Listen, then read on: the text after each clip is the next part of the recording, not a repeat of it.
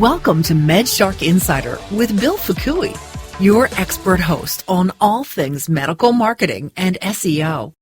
Hi, everybody. Welcome to another episode of MedShark Insider. And I am really honored today because not only do I have a friend on the line, but somebody that I told her when we first met a while back that I saw her from afar and I was like always intimidated by her because she was like this larger than life personality when it came to credibility in terms of marketing, medical practices, speaking at conventions. And I have the luxury of having Dana Fox on today's show. And I wanted to, for those that don't know Dana, she is a longtime veteran and have been in the business probably longer than I have, which there's not too many of us that's been out there that long, but she's kind of been able to move with the times. And that's one of the things I've always liked about Dana was she always is very adaptable to changes in the marketplace. And so today we're going to be talking a lot about changes that we've seen over the course of time as it relates to branding and referrals and keeping patients. So I want to welcome Dana. Dana, could you do a little introduction for yourself and let people know that don't know you a little bit of background on yourself, and welcome today. Thank you so much, Bill. And that was quite an introduction. And yes, when the earth was still cooling, I started my first marketing business in the plastic surgery arena. So I have been an industry consultant in that area for about 30 years. And of most recent things that I'm excited about is the American Society of Plastic Surgeons has asked me to write a second book on a brand apart with Dr. Greg Evans, who's past president of ASPS, and that will launch in October at the ASPS annual meeting. That's great. I think in Atlanta. Congratulations, Dana. Thank you. Thank you. Very excited about it. It's a real honor. And I think probably the reason for that is that I haven't made too many enemies. It's hard to be in an industry for a very long time and not make mistakes and so forth. And I think practices probably experience some of that themselves. Mm-hmm. That when you start a medical practice in the beginning, you have a very different idea of what it's going to look like than 5, 10, 15 years later as a mature doctor in a mature practice. And so it's the same with me as a professional marketer. Well, Dana, you have had great experience. And one of the things, and we just had this conversation just maybe last week, was a lot of the changes that we've seen over the course of time. I mean, we were marketing, cosmetic and plastic surgery back in the days when you were pretty much limited to traditional media, or Yellowpages was pretty much, what your options were. So branding used to be a very different animal back then, as when we say branding today, it is very different. And especially with the internet and, with digital, social, all those types of things. What would you say in terms of, this whole idea of what is the role of branding today for a plastic surgery practice, whether they're a new practice or one that's been around, but really never invested in, quote, a brand? Those are great questions, Bill. And I was reflecting about what you said in terms of how branding has changed. And I would say that branding in its actual definition hasn't really changed. What has changed are the mechanisms, the delivery systems, mm-hmm. with how we provide information to the public, or specifically to the demographic that a specific practice is trying to reach. Great point. I think that's different. But what I think is fascinating about this is when you mentioned Yellowpages, it was nothing for a surgeon or a dermatology practice or any kind of an aesthetic practice to spend 50, 75,000, 100,000 on just Yellowpages alone. And then if you add billboards and you add radio and so forth, and in the very beginning of the sort of the internet stage, if you will, it was nothing for practices to spend 50,000 a month on a directory site. So definitely physicians have always spent quite a bit on marketing, but where branding comes in, and I think this is probably the most important thing that I could share with any of your viewers, is that branding is not just a logo. It's really the messaging about who you are, what you believe in, what are your products that you're selling that might be different than some of your competitors, or even if they're the same product, your approach might be different. So I find that physicians don't spend enough of the downtime really thinking about who they are, how they might talk about themselves in different terms. So I think that's where branding comes from. And it's from the words of the vision, if you will, of the doctor or the team of doctors that guide what the branding is actually going to look like in the printed word and in the visual presentation. I think you brought up, the one point that that sticks with me is, number one, branding hasn't changed. It's still the fundamentals of that has changed. It's the delivery or the channels in which those messages are being crafted and delivered. The other thing would be this idea of differentiating what makes you different, unique, those types of things. And I think with the internet today, we're talking about even on certain platforms, they're called stories, and stories are story for a reason. It's part of this is an opportunity to really tell a practice's story, who they are. I was on the phone literally before we got on today with a practice out in Indiana, and I know that practice really well. And I said, you know what? I look at what you guys are doing, and what you guys have here is not what I'm seeing online. It's not being translated. Everything here is stock photography. Everything is, I don't know, kind of generic content and stuff. I said, man, what you guys have here is so unique. None of that really, I don't see that when I come to your website. So I think there is when you're talking about branding, how can you do that to the other thing would be a niche audience. Is you don't need to be a Nike to the rest of the world, but you do need to have a brand to that target audience that you've identified. Some of the questions that you had provided for me for our conversation today, so that I could at least be sort of thinking about them a little bit, was how do you sort of establish what you're going to be marketing? And I think this is one of the stumbling blocks I see for a lot of doctors, especially in the aesthetic world, where now you can do so many things. It isn't really just surgery. It isn't just skincare or peels. It's sometimes dozens and maybe multiple dozens of procedures and products. And so when a practice is trying to decide, well, what exactly am I going to market? They want to actually market everything. And I think that's a real stumbling block, a real problem, because then you become known as a generalist. You don't become known for anything specific or anything that you can really hang your hat on and say, boy, I am really an expert in this area.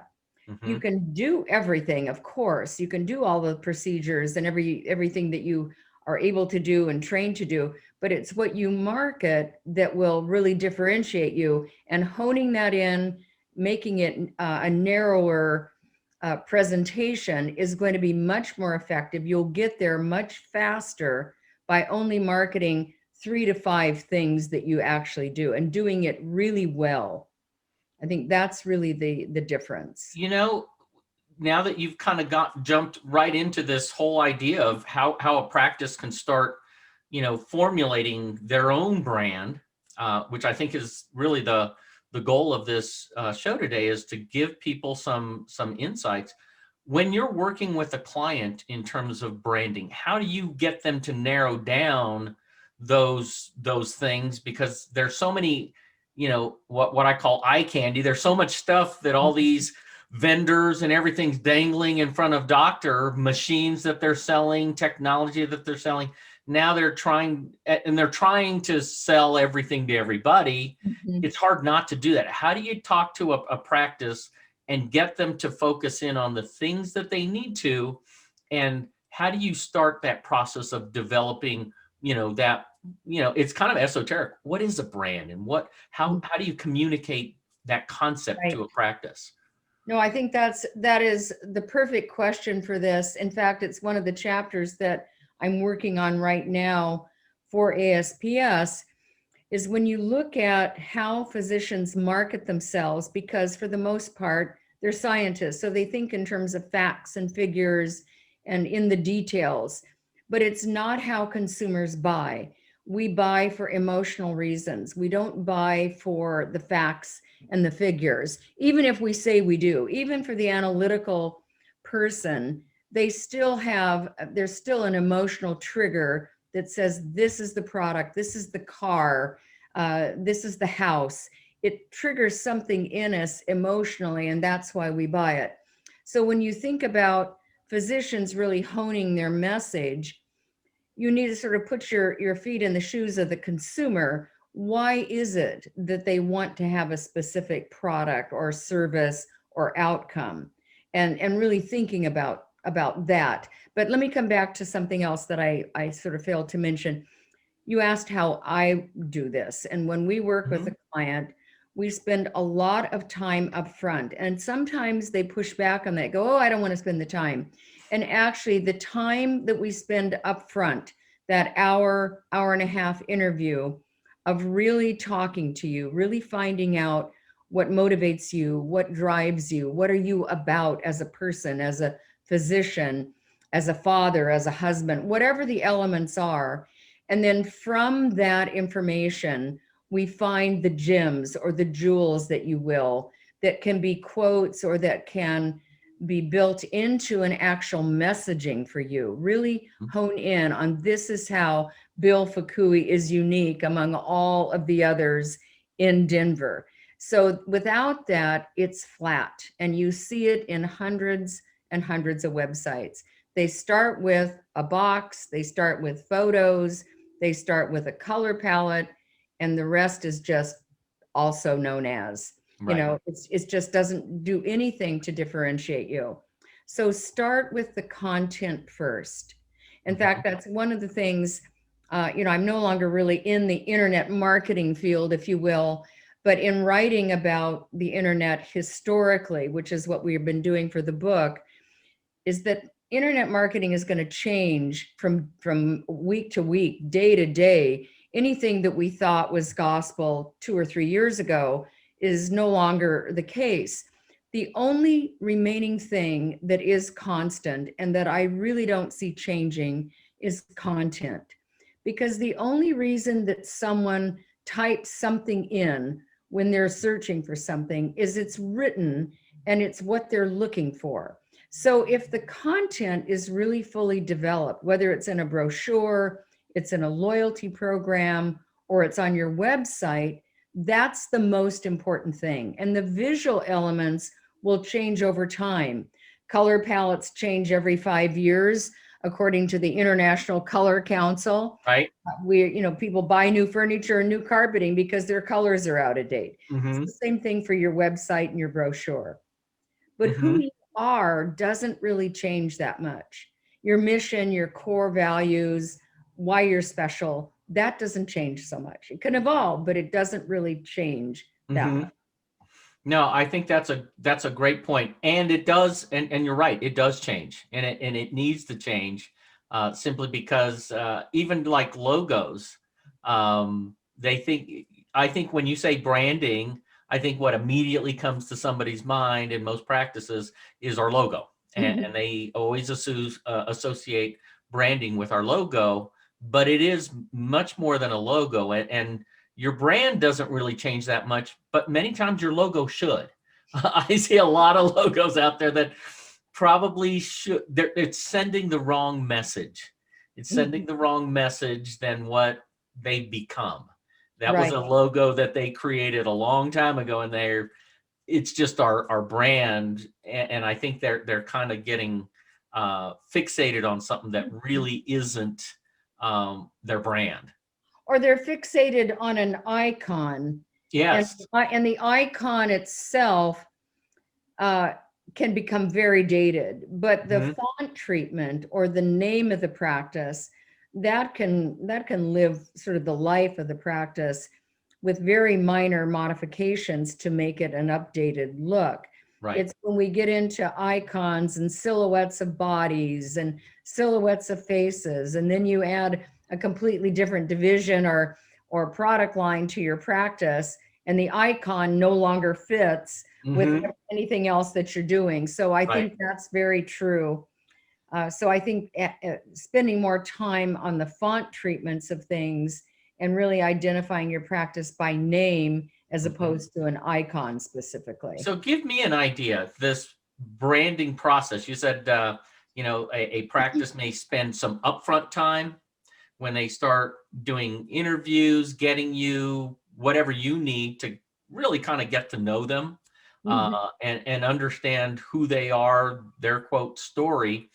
How long does it take, number one, how long does it take for you or the practice to figure this process of creating a brand? How long does that take? And really, I've seen, some of these quote branding agency, they can be 20, 30, I've seen it as high as $50,000, $60,000 to create a brand. What should a practice look at investing when it comes to both time and money when it comes to developing their brand? Well, the numbers that you just mentioned, I would say those are probably more associated with very high-end agencies, like a Park Avenue agency or San Francisco or Beverly Hills kind of agency, where they've got, dozens and dozens of employees. And of course, they're trying to make a bottom line. Normally when you work with an individual branding specialist, like myself and my creative team, we're nowhere near that. I would say in hours, not weeks or months. I've seen agencies spend a full year developing a brand, which is ridiculous. For a private practice or even a group practice, we did a huge practice a couple of years ago in Atlanta, Georgia, that was part of the Emory healthcare system. So it's a $4 billion organization. Yeah.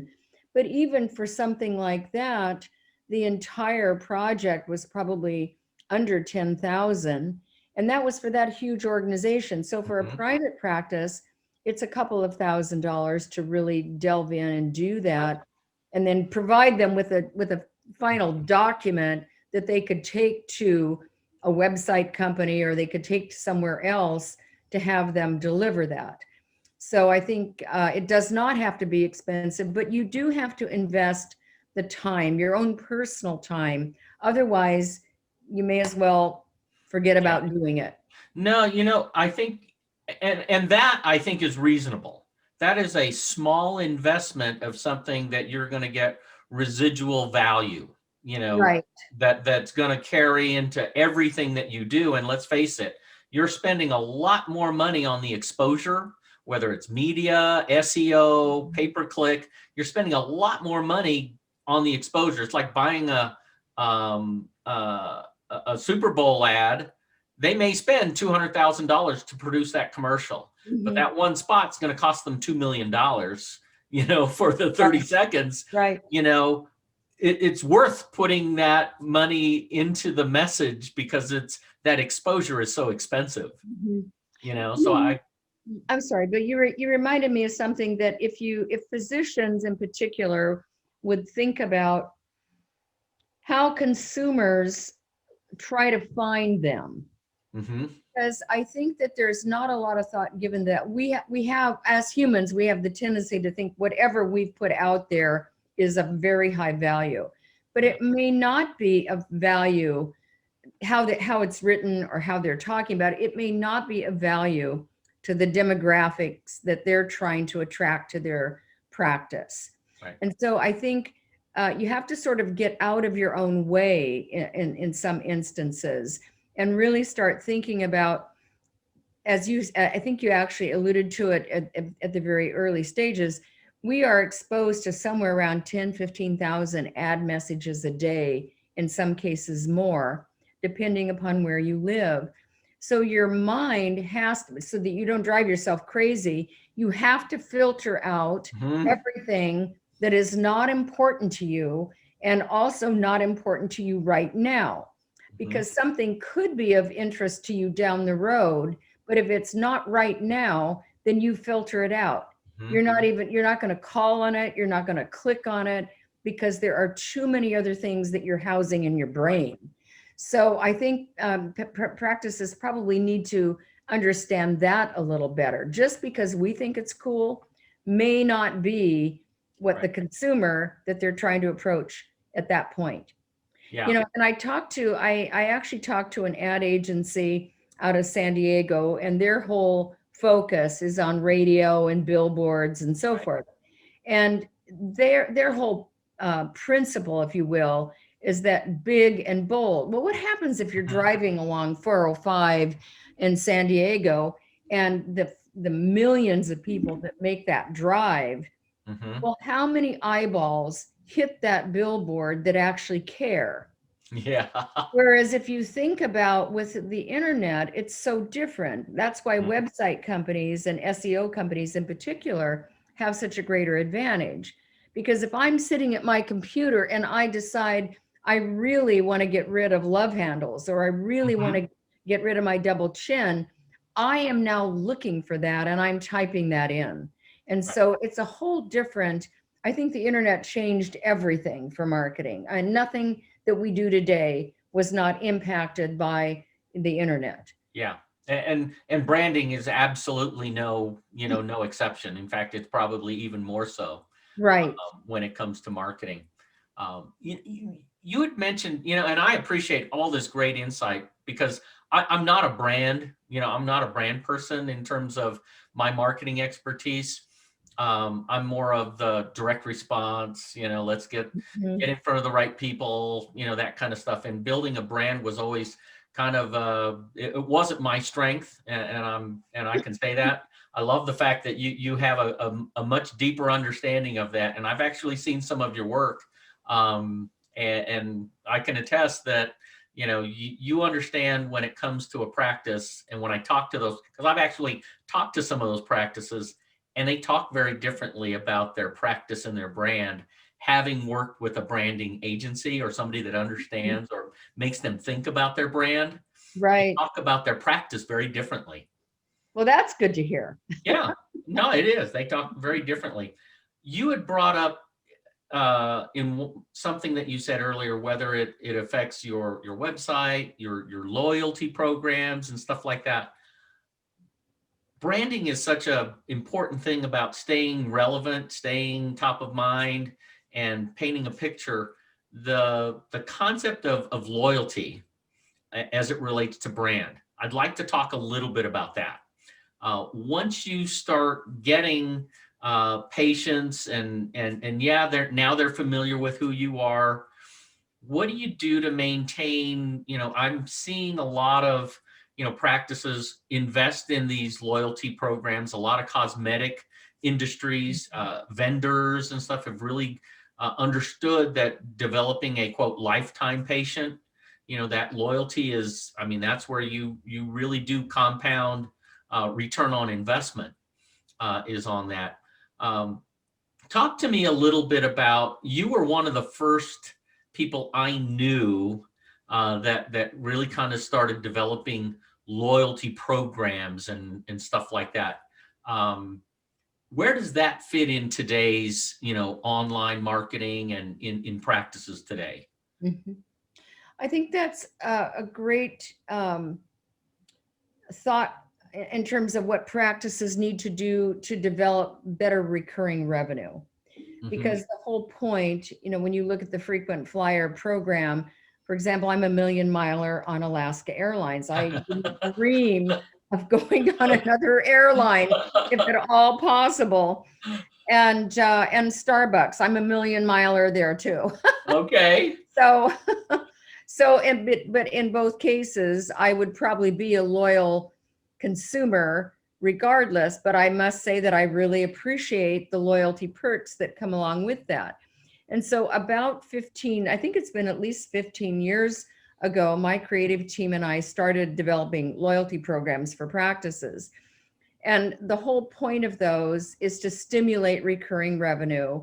I think the tragedy for a lot of plastic surgeons some years ago is they do a facelift and maybe liposuction and, maybe 15, 20, $30,000 worth of procedures, and then lose that patient to a practice down the street for Botox and fillers and other things. Right. And the patient never even knew that those services were available with the doctor that did all of their work. And so practices didn't know how to introduce ongoing services to their surgery patients. And so that was one of the impetuses for us to create the loyalty program in the first place, to have an attractive presentation to give to a surgery patient, letting them know that once your surgery is completed, we're here to serve you in other areas. And so that's really how they started for us.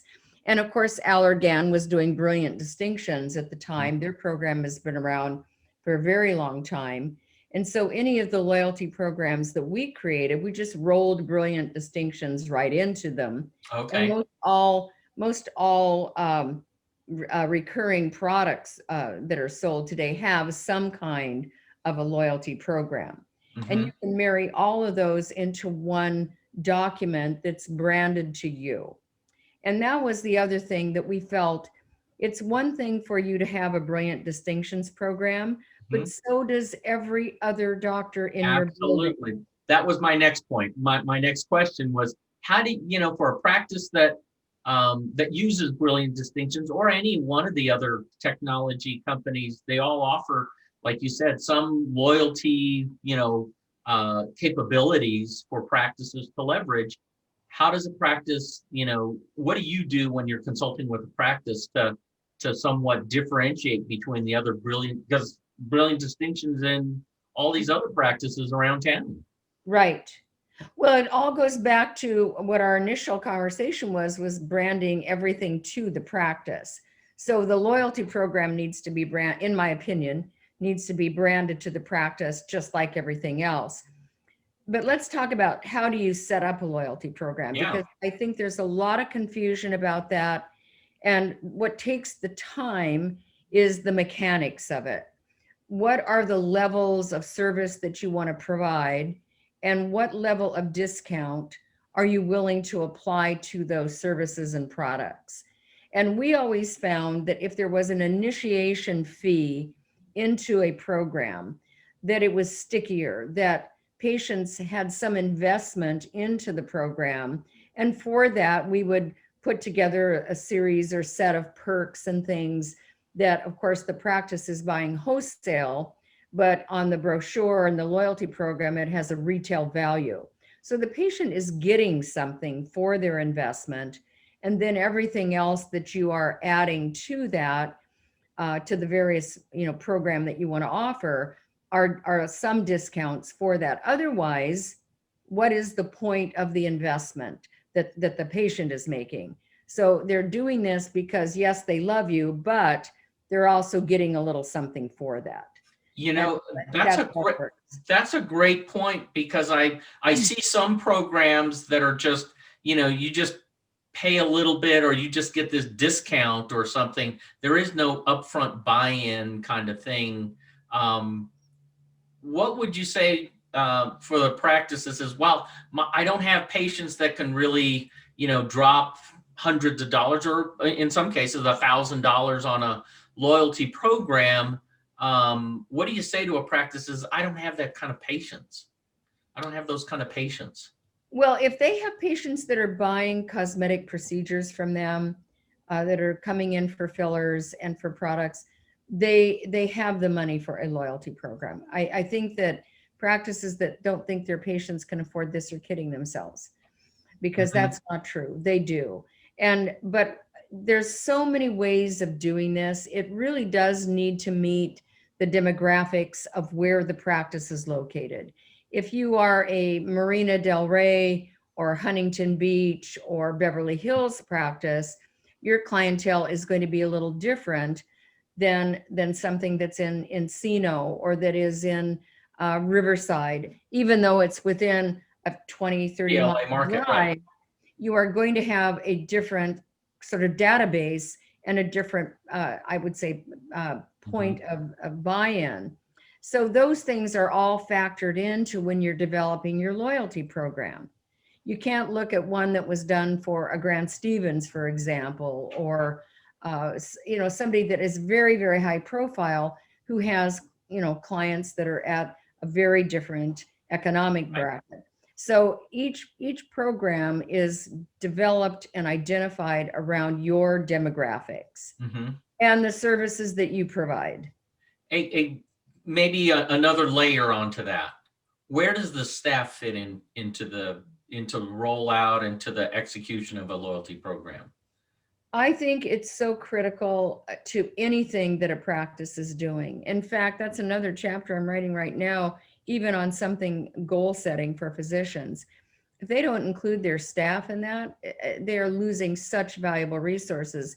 But when you look at doing something, rolling something out like a program, such as a loyalty program, your staff involvement and buy-in is so essential that without that, we won't even work with a practice that doesn't include their staff, because it's doomed to failure. Right. And in fact, if they don't get staff buy-in, they could be off by miles. I guarantee you that the staff knows far more about the buying habits of their patients than any physician that I have ever worked with. So Great point. absolutely, you have to have that involvement. And further, beyond that, the staff needs training with how to introduce it so that they don't feel like they're selling something. Right. I think that's the whole point. This is a gift with purchase kind of thing. And so understanding the language that you need to use, the dialogue, that's all part of a sales package that the staff needs to understand how to present it. Yeah, and I think the idea of that mentality of quote selling something, as opposed to really being excited about offering value or the benefits of it, not so much the cost. And I think that's where you kind of pointed out that these patients can afford it. If they're coming in and paying disposable dollars on surgery, on cosmetics, on aesthetic services, they can afford these things. And half the time it's our own head trash. It's our own head talk, talking us, basically negotiating with ourselves. Yeah. We negotiate with ourselves and say, oh, they're not going to do that. And I've never even talked to them yet, so. Bill, on the staff issue, you made me think of something that I think is especially important to this discussion. When you're creating the loyalty program and you are including your staff in this process, so they are helping guide the process of what the practice is ultimately going to offer to their patient base. If the discounts aren't valuable, or if the staff does not believe that this is a good deal for patients, they will never sell this. Right. And I see this, it's so fascinating. I have seen a few practices come out with what they think would be a good percentage, and they'll offer something like a 5% discount. Yeah. If that's where you're coming from, this is not the product for you. You need to step away from this, because that will do more damage for your practice than to propel it. Because from the patient's perspective, you look cheap. So you really have to think about this from a psychological perspective. If you want people to get excited and buy more, then you have to make it worth their while. And it needs to look like there's really some value and that you've actually thought about them. At least that should be the perception of your loyalty program. When you first brought the idea of, loyalty programs, when I was first introduced to loyalty programs, largely from you, what I found interesting, that I said, if a practice embraces this, what they will do is not only just will they offer a loyalty program, they'll change the way they think in that practice. Mhm. They change the relationship that they have with their patients, Right. and how they speak to them, and know that this is not a I'm having surgery and probably never going to see these people again.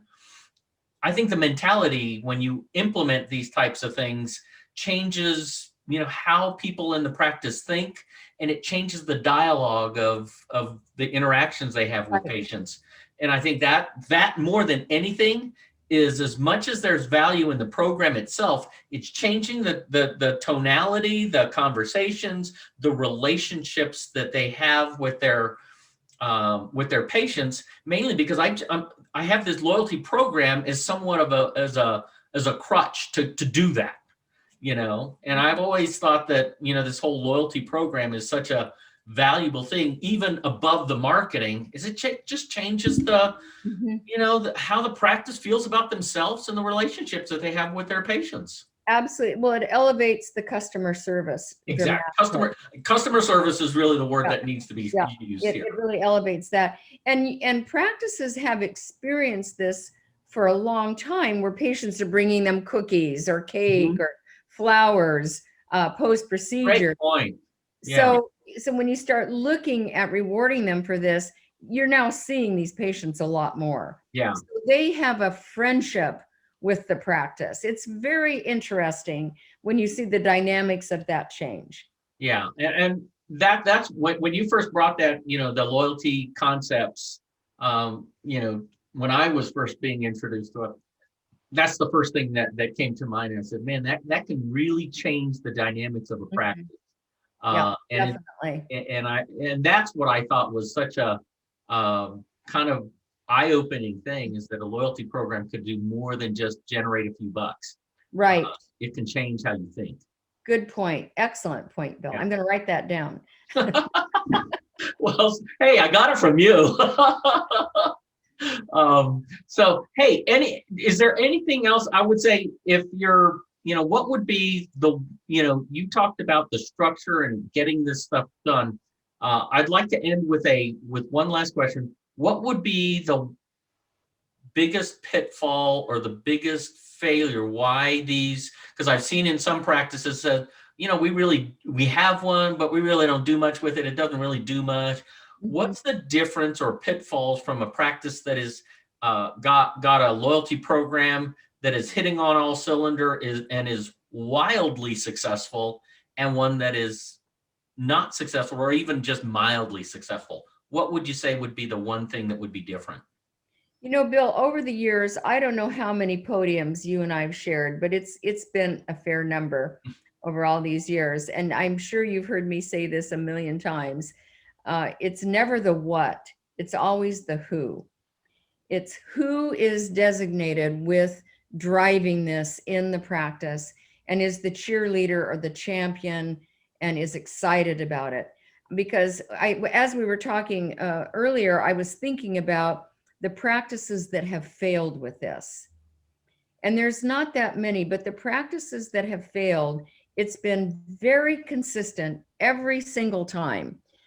Very lackluster excitement from the doctors. Could Oh, care less about it. great. Not really, don't really fully get it. Feel like, okay, we got to do it. Let's just do something. Mm-hmm. Therefore, attitudes filter down, they don't filter up. So when there's no enthusiasm from the founder or the practice head, then the attitudes moving down the practice are also the same. Yeah.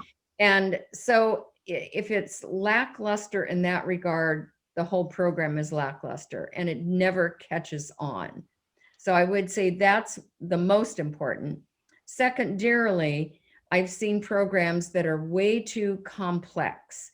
Oh, They've okay. got 35 charts and they've got all different segments of this thing. It makes your head hurt when you look at it. This has to be simple, stupid. It's got to be really simple. You can look at it and you go, well, this is a no-brainer. If I invest $500, I get X number of savings for the rest of the year. If I spend 700, I get this. If I spend 1,000, I get this big discount, and that's exciting. So, I mean, it's all in the details, making it simple, compelling, and having the enthusiasm that it needs to drive anything. Oh, that, great points, Dan. And I think in the day to day, and you're right, we've shared the podium a number of times, and let's face it, we always need to be reminded of the things that are foundational, because there's so many things going, as you said, thousands of messages that we get all the time, and sometimes we can be distracted from the things that are the foundational of success in almost anything that we do. So definitely. Great words. Hey, Dana, I want to thank you again for all of your wisdom in our talk today. You've given me almost a full hour of your time, and I know you've thought about this before we even got on on our show. Thank you so much. You're always a breath of fresh air when I chat with you. You always put a smile on my face, and I still have that Starbucks mug you gave me on our. Oh, good. I still have that. I still I have that with me almost every morning, as long as it's clean. Well, good. I'd hate to have you drinking Starbucks out of a dirty cup. Yeah, exactly. Well, thank you again, Dana, and all your wisdom. And I look forward to seeing you at the next meeting. Thank you so much, Bill. Take care. Thanks. Bye-bye. Bye-bye. Thanks for joining us for the MedShark Insider with Bill Fukui. Join us next week for another dive into all things medical marketing. All episodes can be streamed at www.medsharkdigital.com/medshark-insider.